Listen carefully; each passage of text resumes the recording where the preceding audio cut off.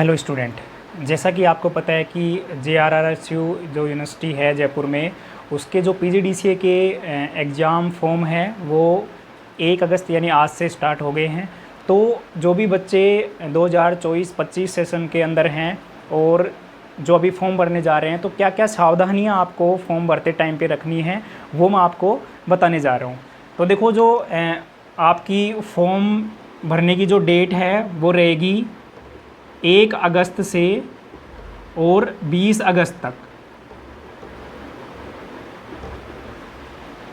20 अगस्त तक अगर आप फॉर्म नहीं भरते हैं तो उसके बाद आपको पेनल्टी लगेगी, यानी कुछ एक्स्ट्रा चार्ज देके आपको और आप फॉर्म को भर सकते हो। तो सभी बच्चे 1 अगस्त से लेके और 20 अगस्त तक अपना जो फॉर्म है वो फिलअप कर दें। अब इसमें जो फ़ीस है, कई बच्चों का डाउट है कि जो हमारी फ़ीस है वो क्या लगेगी।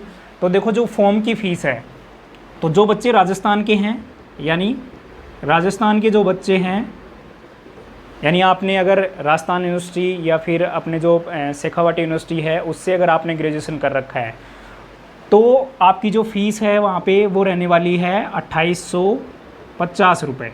2850 रुपये, यानी जो राजस्थान के स्टूडेंट हैं, राजस्थान बोर्ड हो गया अपना, उसके जो स्टूडेंट हैं उनकी जो फ़ीस लगेगी वो लगेगी 2850 रुपये।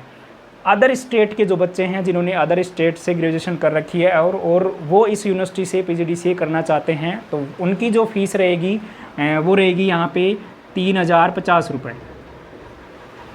3050 जो फ़ीस है वो अदर स्टेट के बच्चों की रहेगी, और अपने जो यहाँ के बच्चे हैं लोकल, उनकी जो फ़ीस है वो है 2850 रुपये।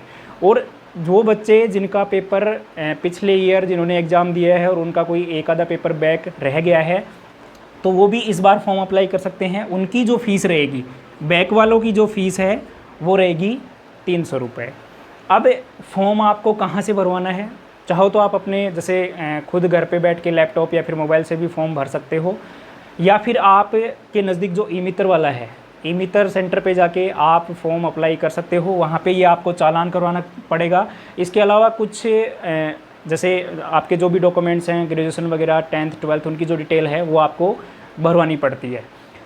अब बात आती है कि जैसे कुछ बच्चे की कॉलेज का कोड क्या होगा। तो अगर कॉलेज का कोड आपको जानना है तो जिस भी कॉलेज में आपका एडमिशन है उस कॉलेज में आपको कांटेक्ट करके जो भी कॉलेज का कोड है वो आपको वहाँ से ले लेना है, क्योंकि जब आप फॉर्म भरोगे तो उसमें कॉलेज का कोड भी मांगेगा। क्योंकि JRRSU से संबंधित जितनी भी कॉलेज हैं, प्राइवेट कॉलेज, उनको एक कोड नंबर दिया जाता है यूनिवर्सिटी की तरफ से। वो कोड नंबर जब फॉर्म अपन भरते हैं तो वहाँ पे अपन को जमा कराना होता है। जब आप कंप्लीट फॉर्म भरवा देते हो उसके बाद में आपको उस फॉर्म का प्रिंट आउट लेना है। प्रिंट आउट लेना आपको नहीं भूलना है, क्योंकि जो आप प्रिंट आउट निकाल के लेके आओगे उसके साथ में कुछ डॉक्यूमेंट्स, जैसे ग्रेजुएशन की आपकी मार्कशीट हो गई, उसके अलावा 10th की मार्कशीट हो गई, 12th की मार्कशीट हो गई, और एक चीज़ और, जो माइग्रेशन सर्टिफिकेट है, अगर आप JRRSU जो यूनिवर्सिटी है उसके अलावा किसी दूसरी यूनिवर्सिटी के पहले स्टूडेंट रहे हुए हो ग्रेजुएशन में, तो वहाँ से आपको माइग्रेशन सर्टिफिकेट लाना पड़ेगा। अब माइग्रेशन सर्टिफिकेट की ज़रूरत इसलिए होती है क्योंकि जब भी अपन यूनिवर्सिटी चेंज करते हैं, एक यूनिवर्सिटी से दूसरी यूनिवर्सिटी में अपना एडमिशन होता है, तो यूनिवर्सिटी अपन चेंज कर रहे होते हैं, तो उस टाइम पे अपन को माइग्रेशन सर्टिफिकेट देना होता है।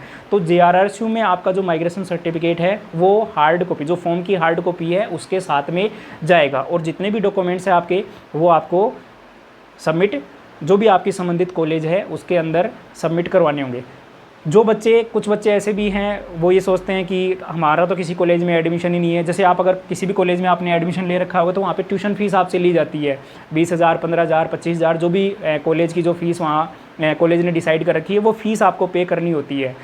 अब कुछ बच्चे ये सोचते हैं कि ये 2850 रुपये पे करके मैं डायरेक्टली जो यूनिवर्सिटी की वेबसाइट है वहाँ से अप्लाई कर दूँ, तो वहाँ से अगर आप अप्लाई करते हो तो आपका फॉर्म रिजेक्ट हो जाएगा, और ये जो 2850 रुपये आपने पे करें वो भी आपको रिफ़ंड नहीं होंगे। तो ध्यान रखना, पहले आपका एडमिशन किसी भी जो भी JRRSU यूनिवर्सिटी है उससे संबंधित जो कॉलेज है उसमें आपका एडमिशन होना चाहिए, क्योंकि आपको कॉलेज का कोड उसमें भरना पड़ेगा। फिर उस कॉलेज में आपको फॉर्म है वो जमा करवाना होगा। फिर उसके बाद में वो जो फॉर्म है आपका यूनिवर्सिटी में भेजा जाता है, और उसके बाद में आपके जो भी एडमिट कार्ड है वो जारी किए जाते हैं।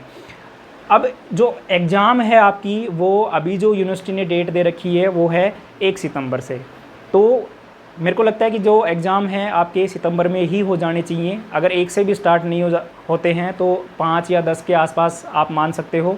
एग्ज़ाम जो होते हैं यूनिवर्सिटी के वो कंटिन्यू चलते हैं, यानी अगर जैसे 1 से पेपर स्टार्ट होता है तो 1, 2, 3 ऐसे कंटिन्यू आपके जो 10 पेपर हैं वो होंगे। उसके बाद में आपका कुछ टाइम बाद प्रैक्टिकल है वो हो जाएगा, और एक आपको प्रोजेक्ट है वो सबमिट करना होता है।